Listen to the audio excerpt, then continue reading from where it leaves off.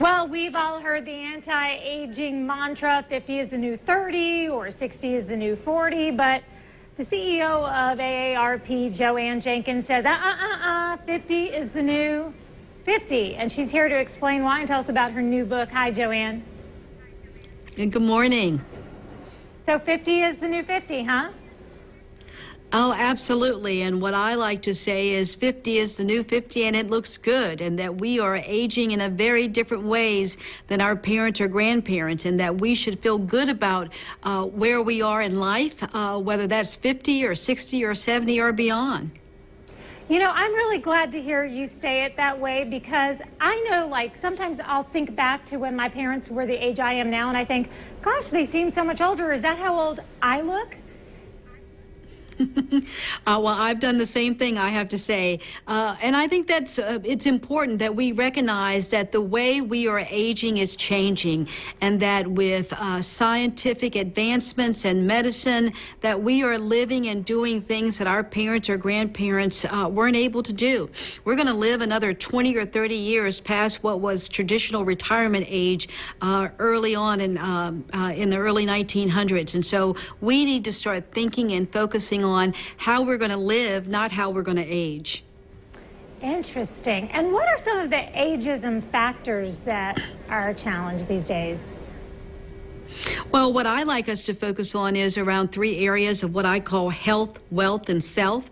How do we start living healthier and eating and exercising at a much younger age so that when we get to 60s, 70s, and 80s, that we're feeling healthier and we're much better health.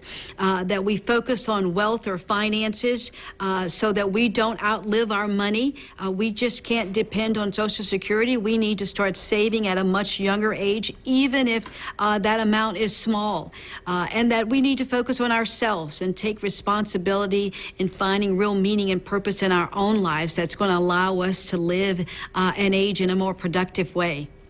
So it actually sounds like this book isn't necessarily for somebody 50 and up. It sounds like it'd be a good idea to get a good read on this sooner than that.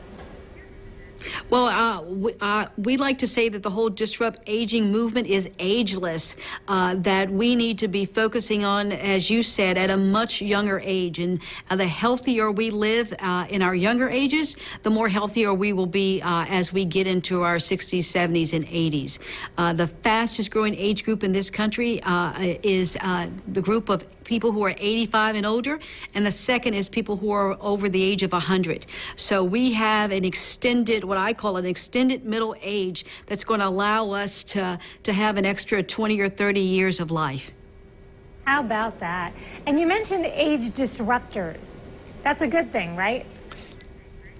It absolutely is. It's a term that we're giving to people who are telling us all across the country that they feel exactly the same way, and that they are disrupt aging in their own lives and doing amazing things that people didn't necessarily think that people over the age of 50 could do. And so we're asking them to call in and go to our disruptaging.org website and tell us how they're disrupting aging in their own lives and in their own communities. I love it. And is that the same place people can go for more information, too? Absolutely. It's disruptaging.org, and they can order the book there, or they can find information and educational information about how they can live their lives, as well as tell us their own disrupt aging stories. Well, I can't get my nose into that book soon enough. I love it. Thank you so much, Joanne. Thank you.